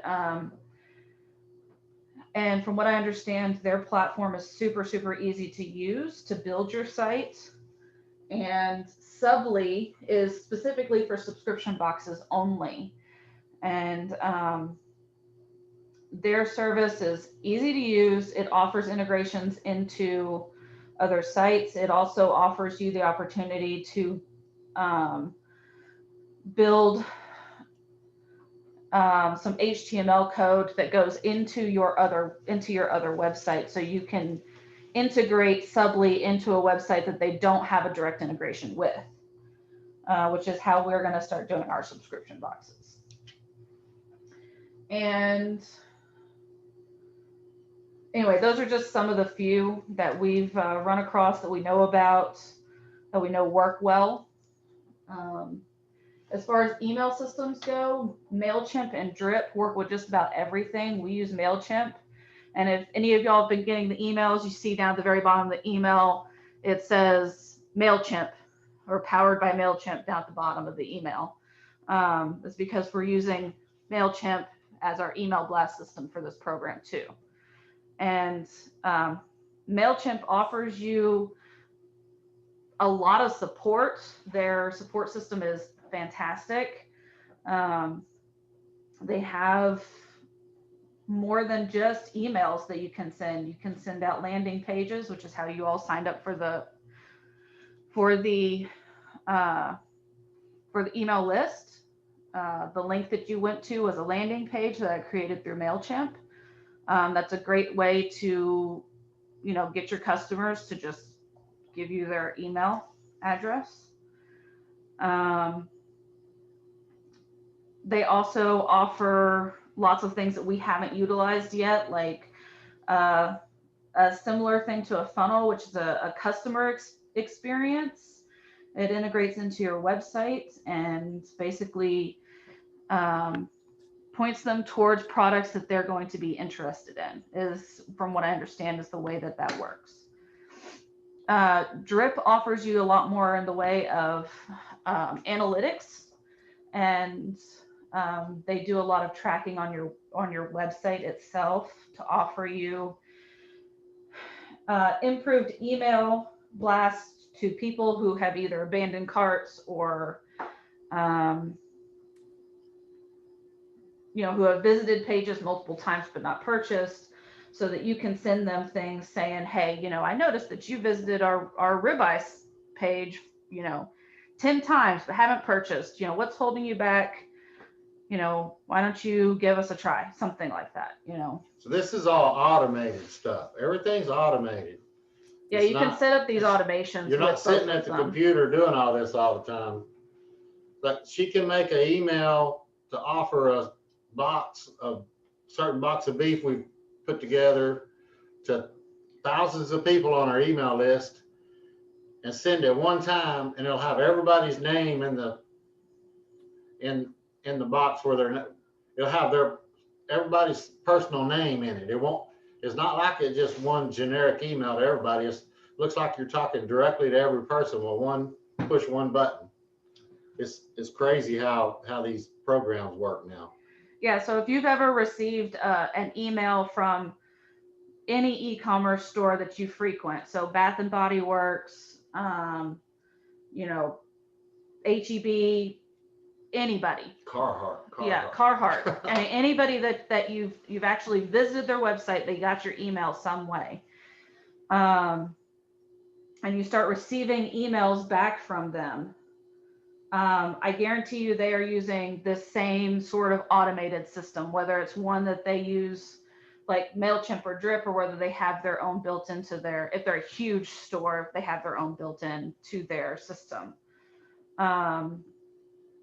They're doing the same thing. They're building emails that have these what's called merge tags to make it seem like that is, they're sending it specifically to you. And you can do a lot of targeted advertising too. Once you start building the analytics and you see, you can segment off portions of your audience, what it's called, the people who have given you their email list. You can segment off portions that are interested in the keto diet. You can segment off portions that are interested in steaks. You can segment off portions that are interested in, like larger boxes designed for a family, and you can send them targeted emails for them to purchase those things from you to grab their interest. So like I said, there's a lot involved, but it can be, if you're willing to dedicate the time to it, it can be a really profitable avenue for you. Anybody really interested in e-commerce like we're talking about, like we're doing, and shipping beef that way, or?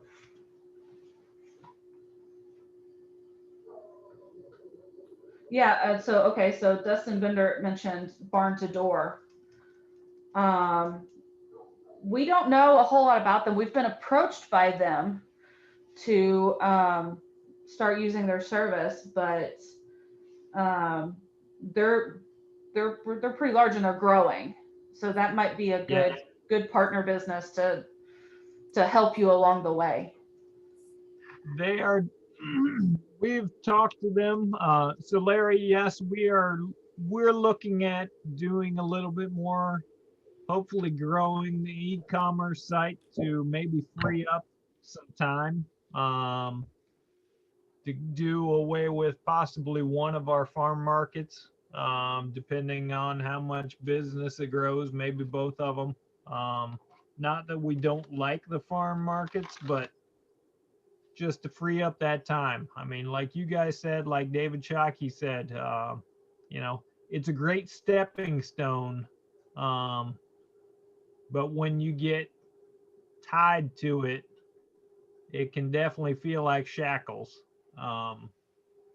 when you have other things that you'd like to do. And right now with my kids growing up, those Saturdays are definitely something we're missing out on. So we are definitely looking at the e-commerce side of things. Barn to Door is one that has been heavy hitting us a lot.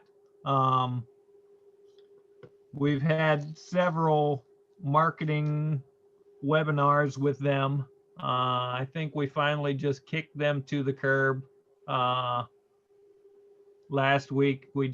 Some of the things they said just didn't jive with what we are looking for. They are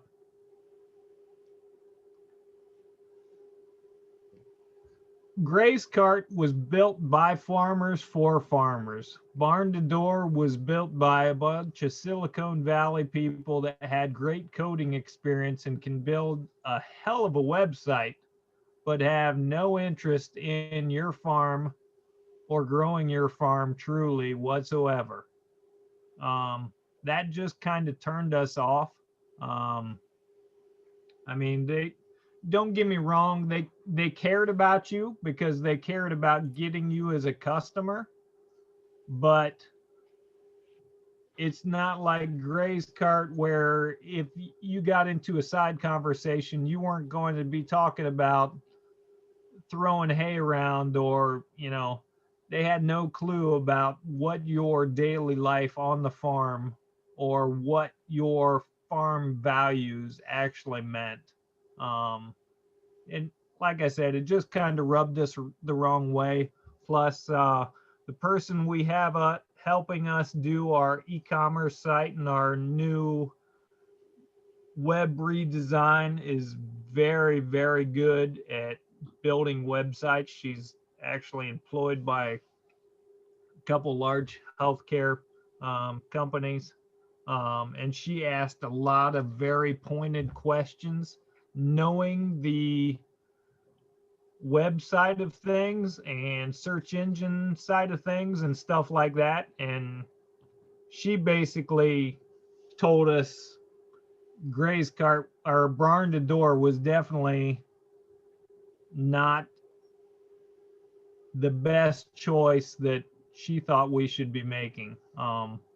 Just some of the little things that they do.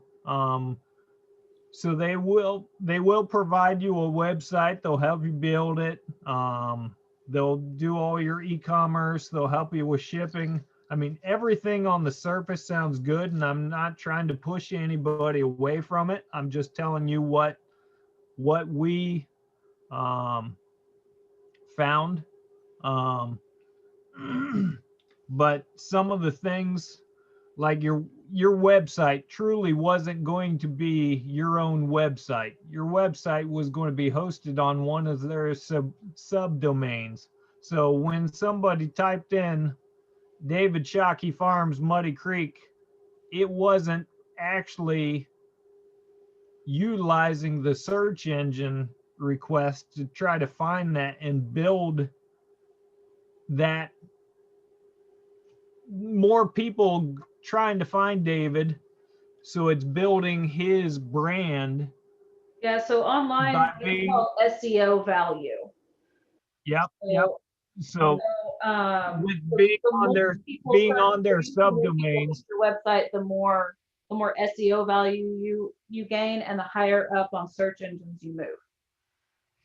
yep. And by being on their subdomains, basically it's devaluing your company. Yes, exactly. It's devaluing the value of your website as an asset for your business. Yep. I'll tell you, So it was one thing, I mean, we use Gray's Cart and it works good for us, but there's a couple things that we wish it would do better. And they say they're gonna get the integrations for it someday, but one thing is a thing called Quad Pay, where people can buy a half a cow and they can go through Quad Pay and make payments on it, like 3 payments or 4 payments. You get paid, the farmer gets paid right then. They just take $1 out. But that's a great sales tool that I wish we could use. If we had Shopify or something like that, we'd be using that right now. So, you know, the platform you choose is important to think about all that stuff, the platform you choose to build a website out on. And Gray's Cart it really is a great platform, and they're still growing. And I'm 100% confident that they're going to gain a lot of integrations with things like Quad Pay. I know I spoke with them week before last. Last week was the week from hell around here, but week before last, and they are definitely planning in the next year to roll out a subscription box integration for their website, which is a big thing that we're wanting to get into, because subscription boxes allow for you to have or plan for a set amount of sales per month. So, which can be a real good, like, solid foundation for your e-commerce business. And subscription boxes, let's face it, they're all the rage. There's a subscription box for everything out there right now. Let's see. Any more questions on there? Yeah, let's see, there are some questions.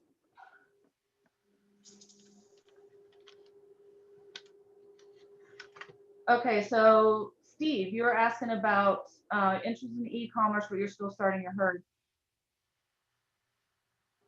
I don't think it's ever too early to really start your e-commerce store and start building your websites, or start building your email list.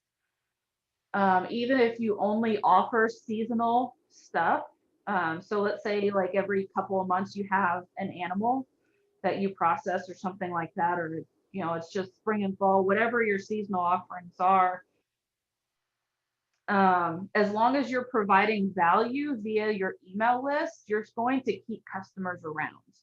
So even if you're not providing them with products to purchase, but you're providing them with your farm experience, recipes, it can be pretty much anything that's going to add value to their lives. They'll keep you around and look at your emails, and you'll be building trust with them.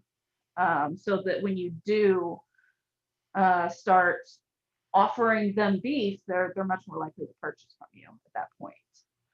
So, like I said, I don't think it's too early to start your e-commerce experience and start building a list. So yeah, I hope that answered your question. Glenn asked, when shipping beef, do you always ship next day or express of some kind? Also, where do you source your insulated boxes? Okay, so those are actually really great questions, and we will dive a little heavier into them in a couple of weeks, but I'll go ahead and run over them right now for you. When shipping beef, you only have two options as far as shipping. You have UPS and FedEx.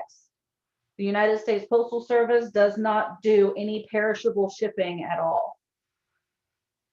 So we use FedEx just because it's cheaper for us. And when you sign up for something like ShipStation is the online integration that we use, all of our orders from our website get directly transferred over to ShipStation automatically for us as orders, so that we can go through and double check the addresses, choose our shipping options, choose our box sizes and our weights, and go ahead. And they purchase it for you ahead of time, and then you pay for it later. So it normally follows about a week later is when our bank account gets charged for all of the shipping charges that we had for the week, the previous week. You get a huge discount too when you and you get a ShipStation. humongous discount, whereas if you walked into a FedEx store and was like, hey, I want to ship this, 12 by 12, 10-pound box of this perishable, beef, they would be like, okay, hand me, $45, $50. Whereas our average actual shipping cost for a 12 by 12 box, averaging between 10 and 15 pounds, is going to be only about $17. So you get a huge, huge discount whenever you use something like ShipStation.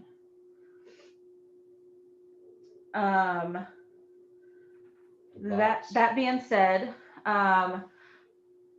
we only do FedEx ground because that's the cheapest option. We have been looking into doing the express shipments, but they are far and away more expensive. So the next option up is the 2-day, and it's like $80 compared to $17.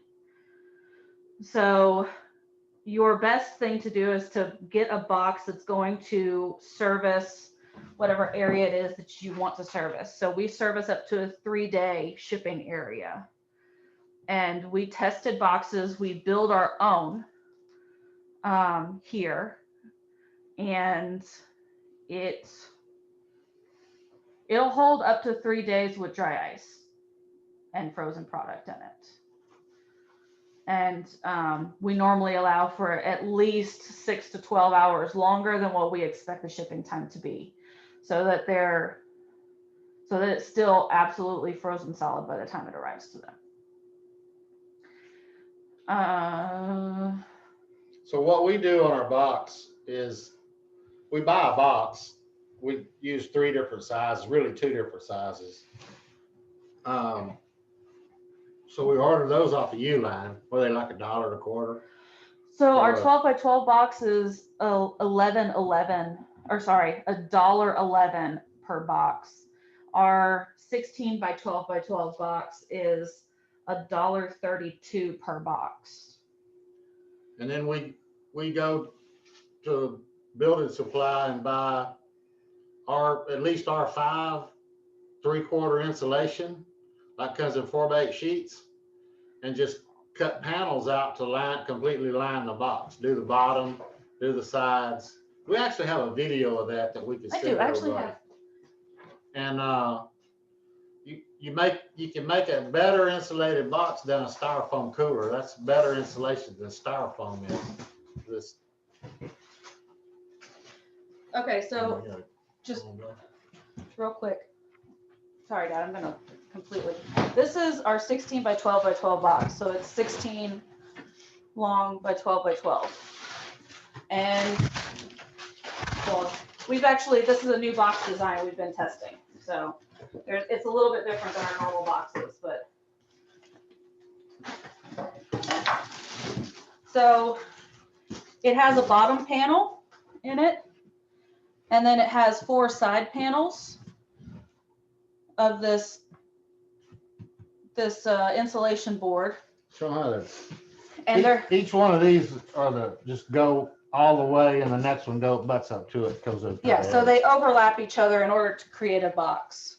So there's not a gap right here in the corner. And normally our boxes come all the way up to where we can fit a top panel on. But we're testing out this new box where we have 2 different chambers in it. So this one's a little bit different. Normally they have, you know, see it goes all the way up to the top. And then once we get the insulation panels in, we put a liner in that fits in just nice and easy. And it's a cooler liner. That's the cheapest one that Uline makes. And then we put our product in here, our dry ice in here, and you fold it down until it's sealed.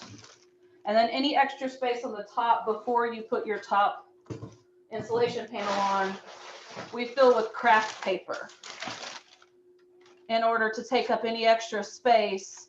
Because this craft paper, once it gets down to cold, it'll stay colder longer than open air will.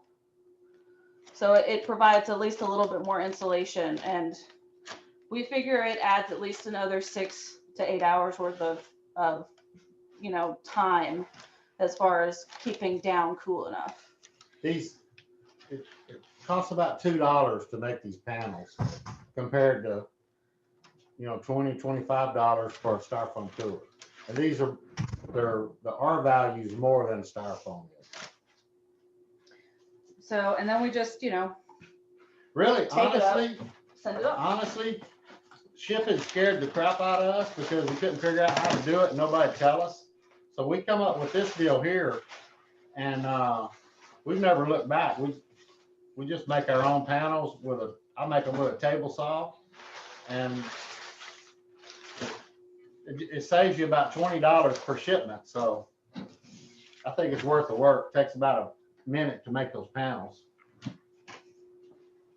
You need to go back now? Do y'all have any questions about that?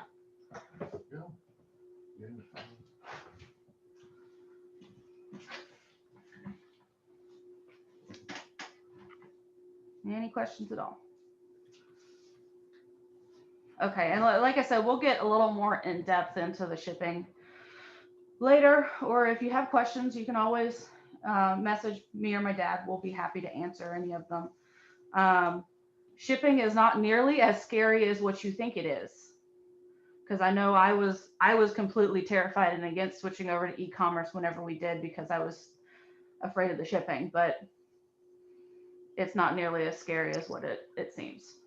Well, it opens you up to A much larger market. millions of more customers because, you know, everybody in town just has this little freezer on top of the refrigerator or one on the bottom. They don't have a big freezer to buy a quarter or something. So it just opens you up to just millions of more customers. Or potential customers, I guess I should say.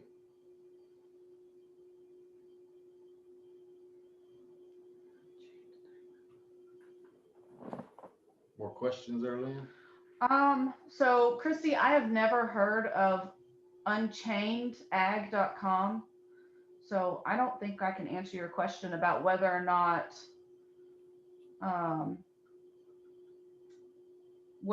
they're a very good brand to use.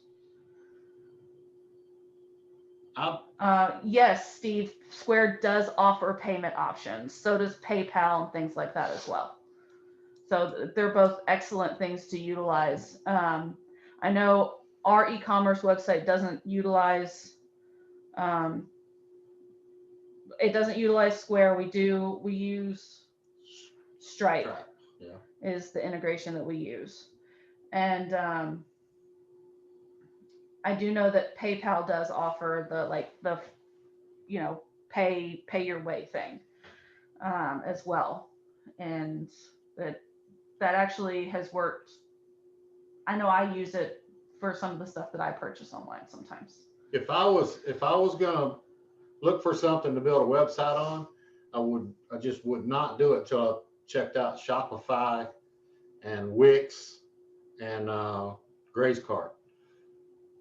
There are just so many more things you can do with those that you'll want to do sooner or later, because the kind of thing that we're doing here works. That's what everybody does. If you go to Omaha Steaks or Kansas City Steaks, they do what we're doing, or I guess we should say we're doing what they do, but it's the same kind of thing. It's just something that really works. And it takes it's all integrated. Once you're all set up, it's all integrated and it's all automatic. If somebody goes to your website and looks at a product and doesn't buy it, it automatically shoots them about 3 emails within a week asking them if you can help them why they didn't buy. Almost every time they wind up buying, because it has a link, goes right back to where they were. And we can get some people answer back and say, well, my credit card didn't work or whatever, but that by the time they get that third email, 10 days later, or however long it is, they usually go ahead and buy it. They were looking at it. This is we know great they're interested in it. information. Ma'am? Yeah, so it does take some time to set up those integrations and everything and get your website set up, and but the time and effort is well worth it. Well, it relieves you to go do your work. All this stuff is working for you 24 hours a day. You're not even in the office. It's doing everything for you. I mean, we still got to come in and work. I'm not gonna say we don't, but it's like having a sales force out there answering everybody's questions and doing everything for you all the time. You don't have to do any of it. You're paying something for the software you're using, but it's minimal compared to what your time's worth. Are there any more questions over e-commerce? We could go on for forever about this, but any questions? Okay, so I think the last thing we wanted to cover was communicating with your customers. We'll just, I guess, bang this out real quick. Is when you communicate with your customers through email, and I think no matter what you do, whether it's whether it's farmers markets or anything, whether you're just selling off of Facebook or anything, building an email list and communicating with your customers increases your customer retention by a lot. So if you are going to do anything else, do that. Communicate with your customers via email, because that's the quickest and most direct route to actually getting to your customers. And it keeps you in front of them and forward in their mind, to where whenever they do think about, hey, I need to purchase beef, I'm starting to run low, they're like, oh, well, I saw their email this morning, I need to get on the website and buy, or I need to go to the farmer's market this weekend and stock back up. So, like I said, start building an email list, because it's never going to devalue unless you just stop adding to it and people start and you don't use it. It's always going to be a valuable asset for your business. And while you're doing that, provide added value to your customers. Share them with your experiences on the farm. Farming lifestyle, lots of people are interested in what your lifestyle is like, not just about what your cows are doing out in the pasture. they want to see you riding on the tractor, putting out hay, baling hay,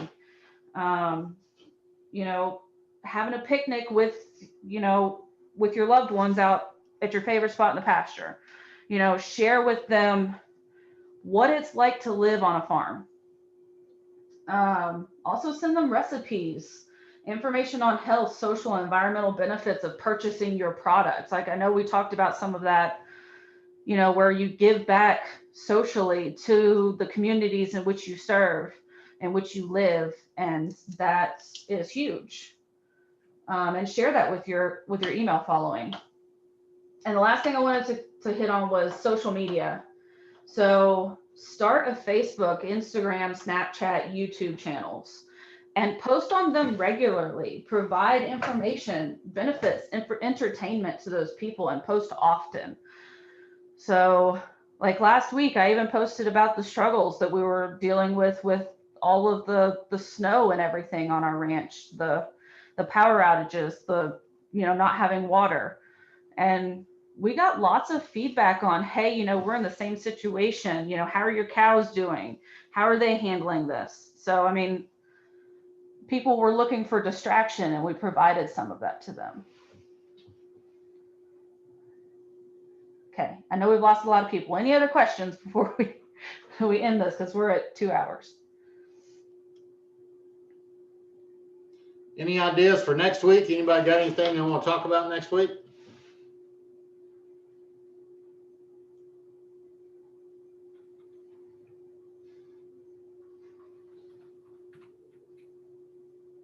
We'll come up with something. I'm thank everybody for showing up. Hope we didn't bore you too bad. David, Justin, see y'all. I know you guys. We'll see y'all later, man. Thanks. Thank you, Larry. Thanks, David. Thanks, everybody else. Yep. Have a good night. Thank you, guys. Appreciate all that information. Great. Hey, anybody Hey, wants, Rodney. anybody wants to call me or Lynn about any of this stuff, give us a call. Yeah, he's like, no, I'm not going anywhere. He said I was going in by bipartisan group, and I'm not going anywhere. So now all of a sudden they hired. Okay, bye. Just in time, Chris Spear.